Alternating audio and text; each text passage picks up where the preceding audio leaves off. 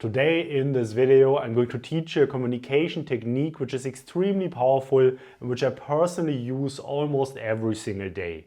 You can use it for oral communication, for written communication, for all different types of contexts such as internal team communication, client communication, or also for instance in job interviews. It is a technique that I've seen extensively used in consulting, but not so much in other industries or by other people working not in consulting. So I trust that this video once again can help in lifting the veil and hopefully making these techniques available to everyone else out there as well, independent from where you work. So welcome back to another coffee break here on my channel Firm Learning. My name is Heinrich, I'm a former McKinsey consultant, and on Firm Learning I want to help you to become successful in the first years of your career. So if you like this, please like this video and also subscribe to my channel to stay up to date on all my content. And now without further ado, let's dive into it, and I will use a little exercise to illustrate my point. And this is a type of exercise that was quite commonly used in consulting onboarding programs like McKinsey, BCG or Bain, because these are the situations that you will often face. And I will here draw from an exercise that I already used to illustrate a point in one of my past videos on top-down communication. If you've not seen it yet, I can also very much recommend you to check it out. I will link the video somewhere above here so that you can click on it after you've watched this video. So I will now read the scenario here from my screen. The situation is that you are part of a project team that is looking into market entry opportunities for a new project line. You conducted lots of interviews with internal and external experts on the topic. You looked into data from the finance department, from the marketing team, and you have a first result that France likely would be a great fit for that product. And indeed, this is because you conducted consumer research, and French consumers will likely appreciate the offering most. You looked into the competition, and currently there are no strong competitors yet involved in France. And you also looked into distribution and warehousing capabilities, where your company at the moment would be very well set up to serve the French market. So far so good, same scenario as in the last exercise, but my point that I want to drag out here is a different one. Because now the CEO walks in and she asks you, hey, what is going on? What's the status with the project? Can you just summarize what your preliminary results on that are?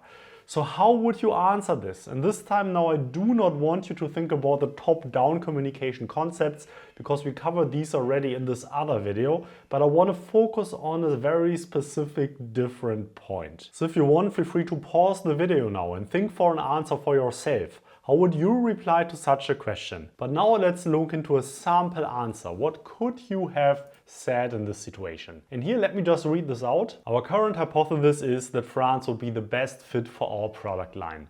We looked into consumer research, and the French consumers will likely appreciate our offering most. The competitive landscape is also important to consider. And France would be the first with this offering. What's also great is that we already have solid logistics and distribution capabilities in France. So again, feel free to pause this video and think about this answer. Is this a good answer? Is this a solid answer? So what's the case for sure is that this answer does comply with top-down communication, this important principle that we introduced in the other video. So is this really the strongest answer that you could give? And my main point of criticism would be that this answer feels a bit random. It's a more or less random list of points. It lacks structure. It feels like a clothesline, like the result of a brainstorming where the person was just thinking about reasons why the French market would be the best to enter for the product line, and maybe these were indeed all the relevant reasons why the French market would be the best, but maybe the person also forgot to mention one or two other important reasons. Who knows, right? So this is at least not an answer that would give the recipient a lot of confidence that this person had it really all laid out, really clearly organized, and really knew exactly what the most relevant reasons would be. So let's contrast that with a second example of what you could have had answered. So our current hypothesis is that France will be the best fit for our product line. This is based on three reasons. First, consumer research shows that French consumers will appreciate our offering.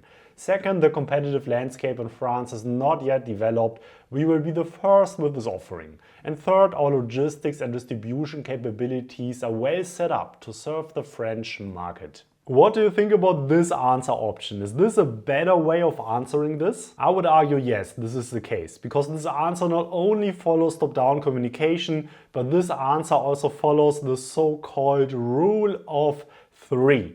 You are clearly starting your answer by saying that there are three reasons for that, 3 points, 3 main arguments, and then you're mentioning them first, second, third.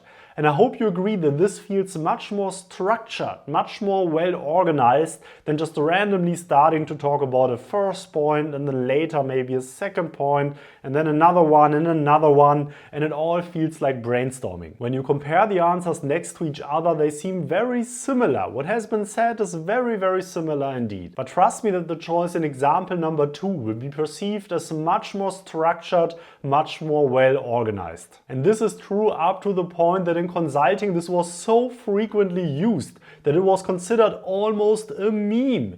Whenever a client or a partner would be asking you a question, you would likely always say something like, yes, for sure, so let me mention 3 points on that. Or yes, for sure, let me mention 3 arguments why this is the case. Or this is my recommendation and this is for 3 reasons. You would almost always try to find a way to structure your answers in the way that you could start them with introducing 3 distinct points.